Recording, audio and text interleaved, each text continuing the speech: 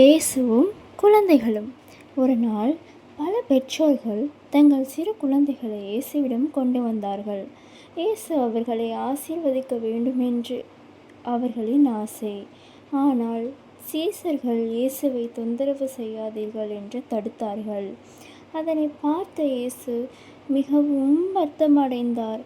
அவர் சொன்னார், குழந்தைகளை என்னிடம் வரவிடுங்கள், அவர்களை தடுக்காதீர்கள், ஏனெனில் தேவனுடைய ராஜ்யம் இப்படிப்பட்டவர்களுக்கே உடையது.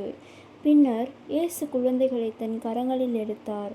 அவர்கள் மீது கைகளை வைத்து அன்புடன் ஆசீர்வதித்தார். அந்த நாளில் அனைவரும் ஒரு உண்மையை கற்றனர். ஒரு குழந்தையைப் போல நம்புகிற இதயத்தையே தேவன் நம்புகிறார் என்று. இந்த